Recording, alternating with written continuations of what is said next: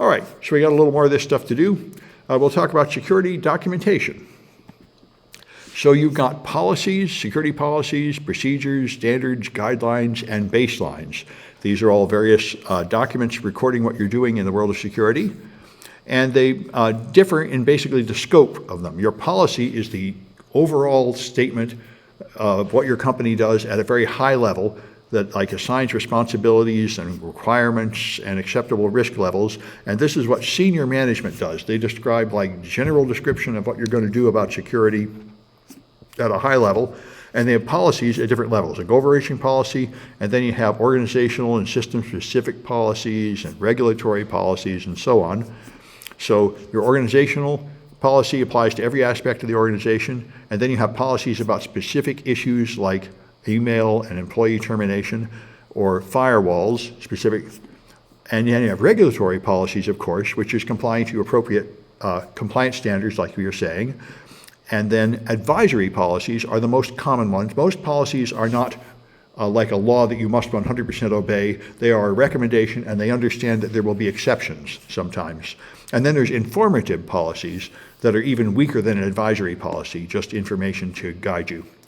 So processes are the steps you go through, like most television shows about police investigations are called police procedurals, where the police go through their procedures, where you put down the tape, you take photographs of the crime scene, you collect evidence, then you interview the witnesses, then you find things. That's a process where you have steps you always go through.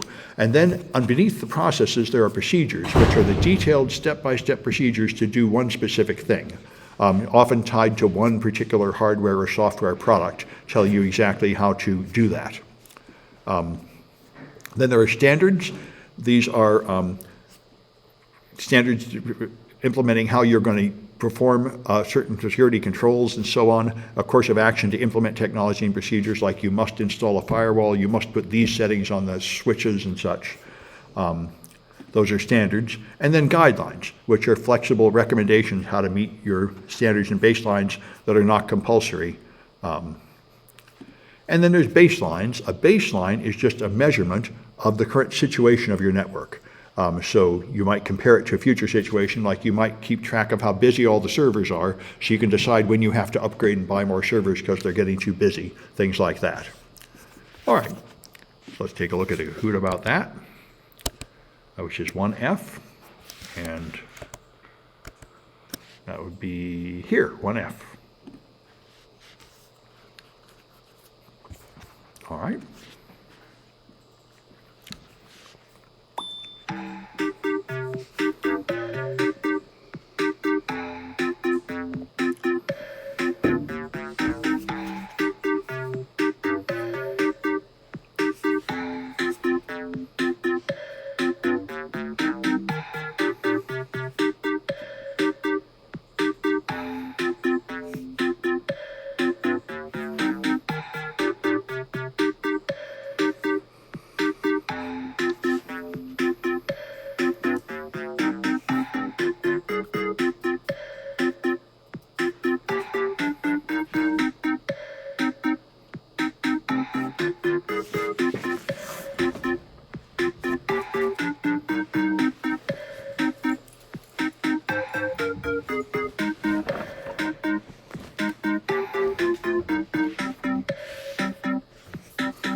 ChatGPT, there you go.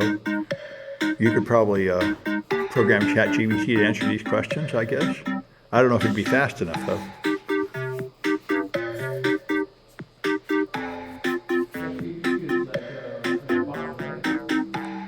Yeah, you give it a question, it gives you an answer. You could certainly do your homework with it, if it's the kind of homework where you're writing like a research paper or something. It can also write code and stuff, so you could probably ask it how to do some technical thing and you get some instructions that might more or less work. The same way you can from Google, you know.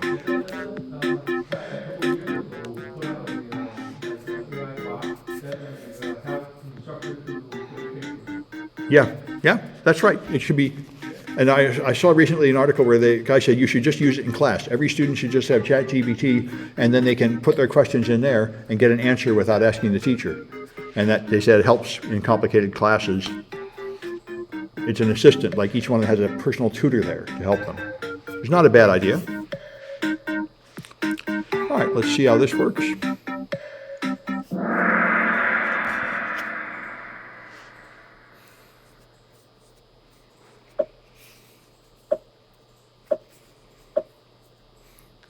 All right, so where do you find step-by-step instructions?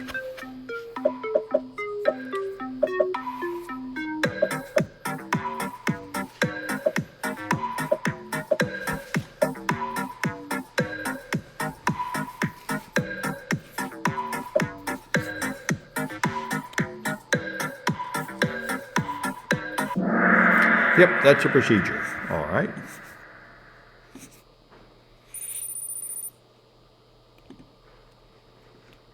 All right, what's the most common type of policy?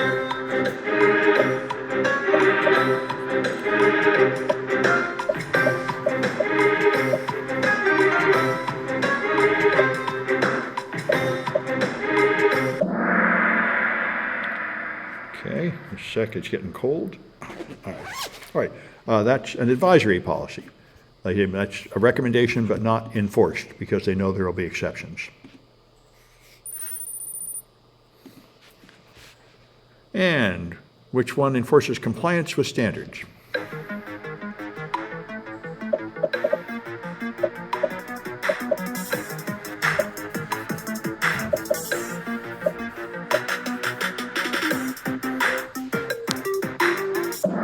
Yep, that's regulatory.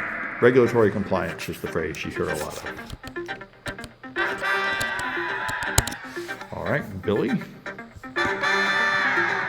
right, Billy and Emmanuel. And Johanna. Good for Johanna. One every time. Very good. All right. And I think we have one more section to go through. That'll keep us about on our expected thing, where it's about an hour and a half a lecture, which is what I find works best. So business continuity. This is the part of your security plan that handles disasters like COVID or a building burns down or something. So how are you going to handle a disaster? Well, you have to have some plan to continue the critical functions of your business. And so this is focusing on the business as a whole, is your business continuity planning. And inside here, there's a series of smaller plans, the most important one being the disaster recovery plan. So the disaster recovery plan is a short-term plan to deal with a specific disruption, like a malware infection. If you get ransomwared and all your servers and desktops are unusable, what will you do? You have to have some plan to temporarily keep track of everything on paper or something, and that would be your disaster recovery plan.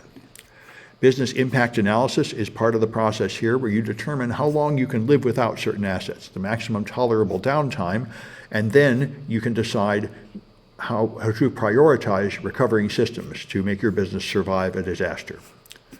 And so you've got desktop contingency planning for the desktop machines, and your business impact analysis, preventive controls, contingency strategies, a contingency plan, testing and exercises, and plan maintenance. These are the National Institute of Standards activities you should go into to develop your business continuity plan.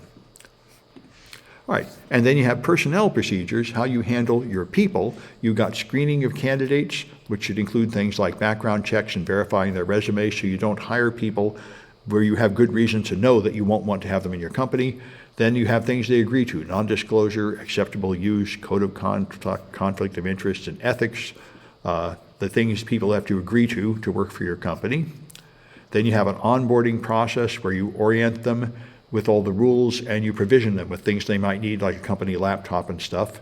And then you have offboarding, when you terminate them, where you make sure that their knowledge is transferred to the new staff so they can carry on, and you have an exit interview where you explain to them the requirements, like you're non-complete and how they can't take company data away and things like that. This is a huge problem. A very common problem at companies is people just sort of wander off the job without really going through the offboarding process and taking stuff from the company, and you don't really know their status. Having a formal way of bringing people in and a formal way of moving people out is very important. Another very common problem is people leave the company and they do not quickly deactivate their accounts. So angry people storm off the job and then log into the servers and do damage after they should have been disconnected from the servers.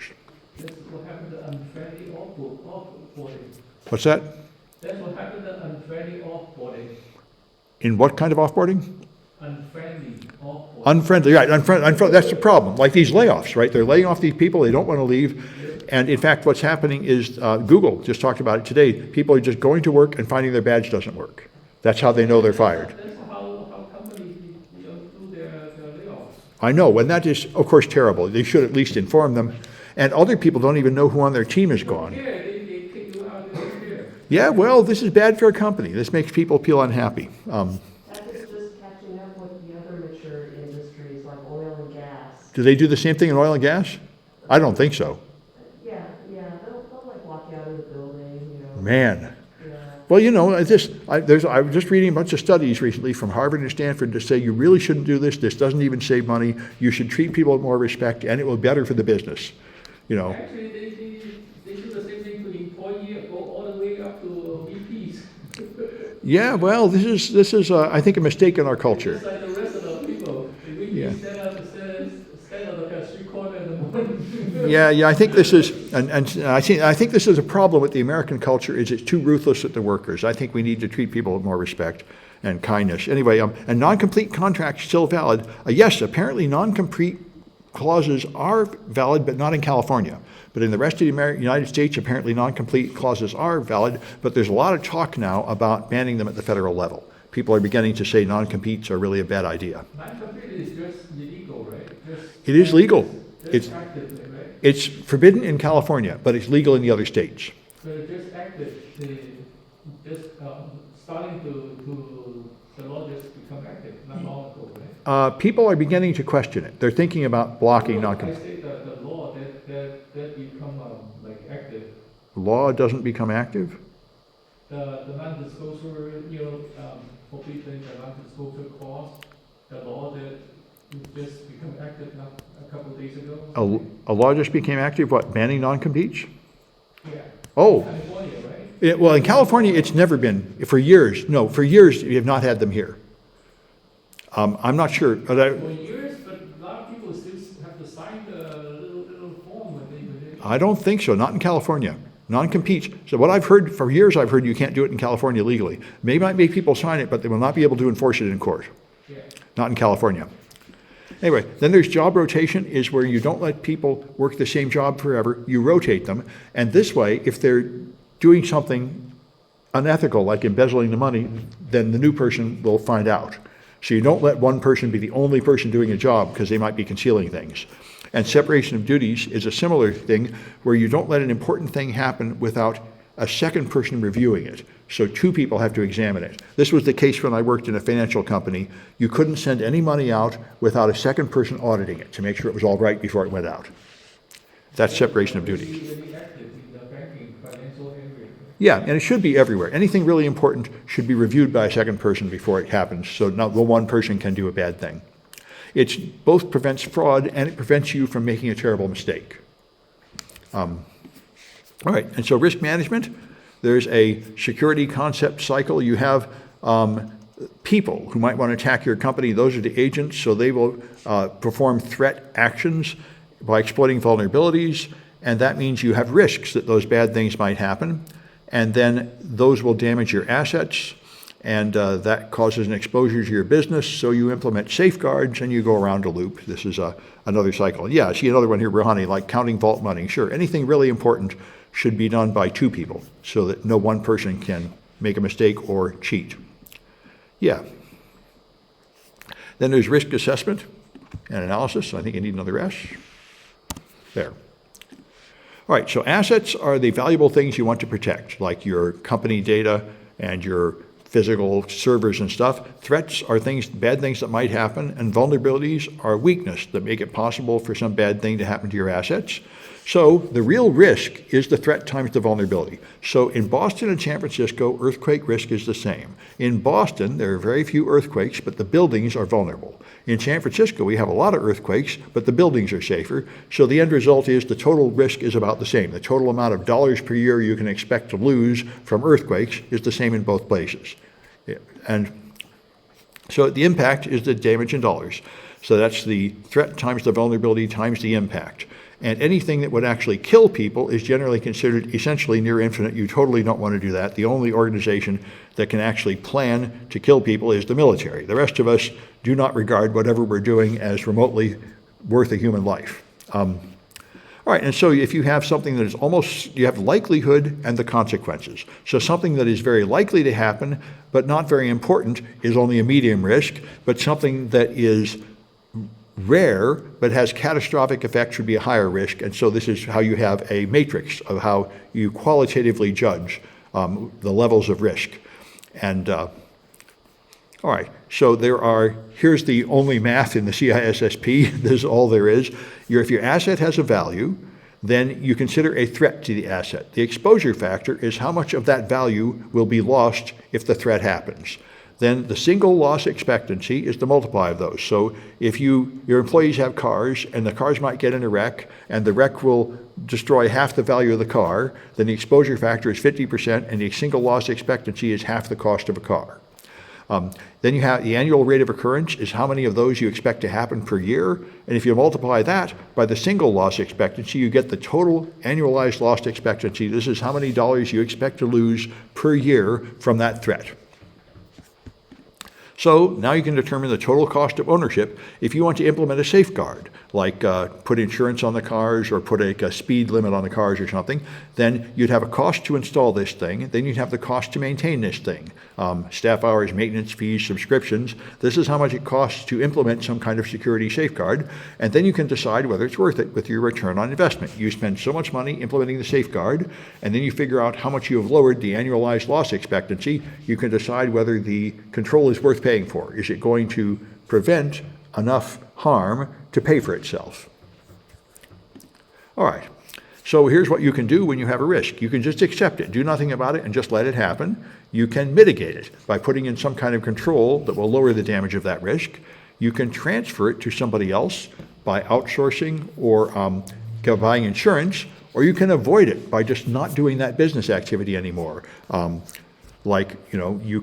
Google expanded to China. They started doing business in China. They had huge problems. Finally, the Chinese government hacked Google, and Google said, to hell with it, and they pulled out of China. That's risk avoidance. They say, well, it's not even worth doing this business anymore. It's too much trouble. We will just stop doing that business, and now we won't have that problem anymore. So you can have quantitative measures. This would be nice if everything can really be how many dollars per year, and that would be nice, but frequently you cannot really make good estimates of things like that, and so you just use qualitative measurements like high, medium, and low to rate risks. So the risk management framework is here. So you start by categorizing your information systems, then you select security controls, then you implement them, then you assess to see how well the security controls are working. Authorize them, I'm not quite sure what that is, and then you monitor to see how well they work, and then you go around a loop here, continuously measuring how well your controls work and adjusting the controls as needed to keep them effective. And the categories of controls: there's preventive controls that stop a bad thing from happening, detective controls that don't stop something but notice if it has happened, corrective controls that fix the results of an attack after it's happened, and recovery controls that are very much the same thing. And there's deterrent controls that scare away attackers, and compensating controls that prevent something that got through another control for layers of defenses. So prevent things like firewalls or limited privileges where you don't have administrative rights, so you cannot install unauthorized software. That's a preventive control. Detective controls like video surveillance, just detect something. Corrective controls, correct a damaged system, like removing a virus. Recovery controls restore functionality after a security incident, like restoring from backups. So it is quite similar to corrective controls. And deterrent controls scare away attackers. And compensating controls are layered defenses that will have another layer of defense in case the previous layer didn't stop the attack. Then there's another way to categorize controls, which is orthogonal to the previous one. You can have administrative, technical, or physical in all those categories. Administratives are policies and regulations in your management structure. Technical are, things like antivirus and firewalls and cables and switches and stuff, software, hardware, or firmware. And then, of course, physical controls, locks, doors, security guards, gates that control physical access to locations. All right, and threat modeling, you can choose a way to organize a model of the threats to decide what to do. So you identify your assets. This is the most common one, asset-centric. You find your assets, then you consider what things could attack my assets and what countermeasures would protect my assets, and that's how you plan things. You could also start with your applications and plan the attacks on your applications and the defenses, or you could start from the attacker and say what kind of people would attack us and how would I stop them. They all lead to the same kind of thing. They're just different ways to organize your thinking, to plan your controls. Microsoft has categorized threats in the STRIDE category to try to list all the types of attacks you have to worry about. Spoofing is people impersonating other people. Tampering is modifying data. Repudiation is doing something and then being able to deny that you did it because you don't have good enough logs or accounting of what's happening on your network. Information disclosure is just revealing information that shouldn't be public. Denial of service is preventing your assets from working, like freezing up your servers. And elevation of privilege is, of course, moving from like a local user up to an administrator user or up to a domain administrator. And this is just a way of organizing the types of attacks that might come in. And there are several other modeling tools like PASTA and VAST that do essentially the same thing. And so you can compare the different models and how much they give you things. STRIDE is considered one of the oldest and simpler. The VAST is the most advanced one that not only identifies possible mitigating controls, but can prioritize them and even automate part of it. Automation threat modeling process. The more advanced frameworks have more fancy features in the process here. And then, of course, a big thing that's been getting a lot of press is the supply chain attacks, like the Colonial Pipeline. Was that it? No, it was there was another one around the time of the Colonial Pipeline. I forgot the name of it, but there was a popular management framework that the Russians hacked into, I think. SolarWinds, that was it. They compromised the SolarWinds software where they actually modified the software update so it included malware, so people would put on the real update from the real company, and now their machines were owned by Russia. And this affected many American businesses. It was a huge thing. And this is the problem with the supply chain. You buy stuff, you put on updates, and you're getting it from people. And what if the updates are poison? This is a huge problem. And people are in the process of trying to find a way to deal with this. The latest thing I hear a lot about on Pulse Security Podcast is the software bill of materials. Now you are supposed to list all the supply contributions to all the software you're using so it can be audited and you can decide if you trust it all. That's the current issue that's hitting a lot. And someone says iOS had Xcode Ghost. Yes, I think I heard that. Yeah, Xcode Ghost compromised the tools people use to write software. It's the same kind of thing. And this is why you can't use Huawei switches in your network anymore. American companies the federal government is prohibited and commercial businesses are discouraged from using networking equipment from China because they don't trust the supply chain. They're afraid it will be sabotaged, and therefore you shouldn't be letting that into your supply chain. Yeah, and a lot of people, I've been hearing a lot of people say lately that 5G equipment from China has in fact been caught being modified, and many European nations too are now refusing to use 5G equipment from China. Olay, you say? Alec? A-L-E-K? A-L-L-E-G. A-L-L-E-C. I don't know anything about it. A-L-L-E-G-E. Allet. Is that the name of the company? A-L-L-E-T-E. Allet, an energy company? No. Okay, I'm not understanding what you're saying. Okay, anyway. All right, anyway, I think we got another Kahoot to do. And maybe you can post a link or something about whatever you're saying there I'm not getting. So 1G. Let's try this one.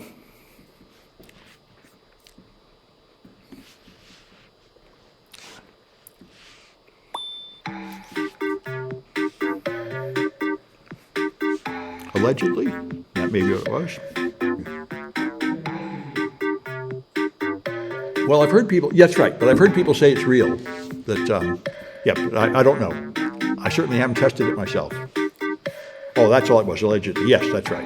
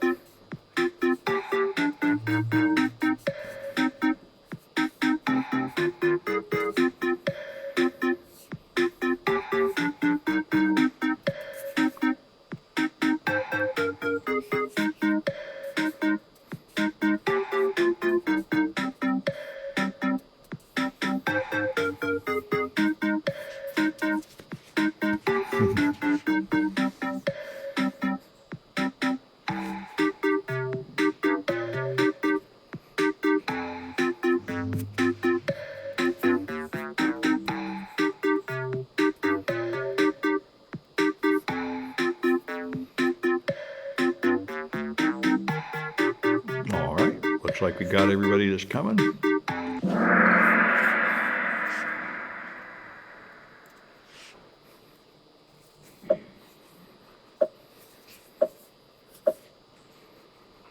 All right, so a warning sign, what's that?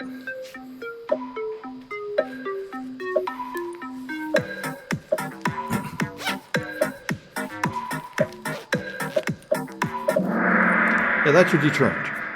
Hopefully will scare away attackers. Doesn't actually prevent them from doing anything, but will scare away some of them.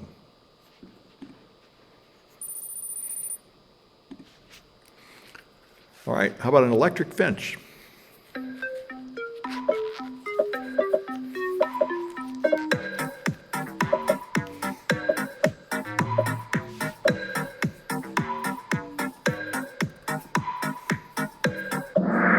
That's preventive. It will stop people from going in there. Of course, no preventive control is ever perfect. Somebody that is motivated enough could still climb over the fence or cut a hole in it, but it will prevent a certain layer of attackers. Certain level of attackers will not be able to get through it.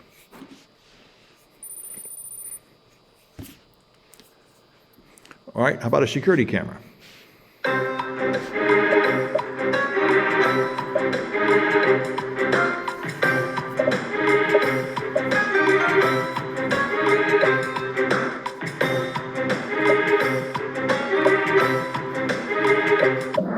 That's technical. It's a technical device, not an administrative thing or a physical barrier like a door. And it's also detective, of course, but this is the other measurement. All right, what category includes an acceptable use policy?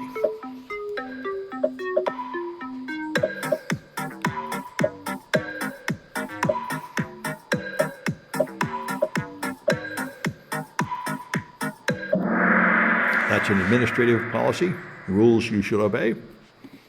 All right. All right, if a risk has high likelihood and low impact, what should you do?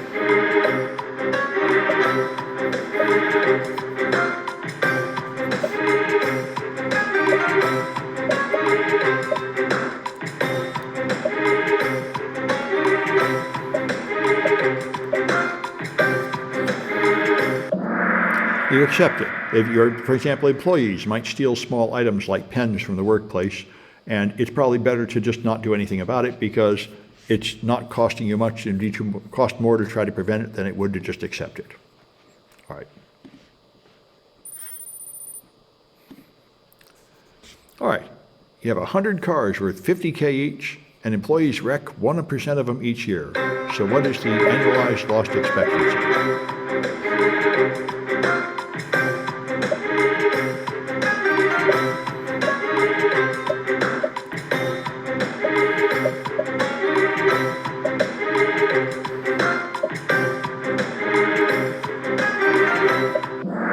Yep, 50K. You expect to lose 1 car per year, so that's a total loss of 50K.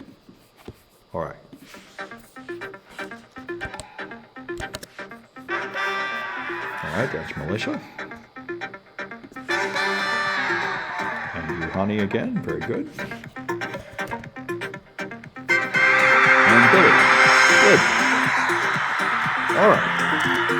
So that's it for the lecture for CISSP. I'm going to stop recording, and now I'll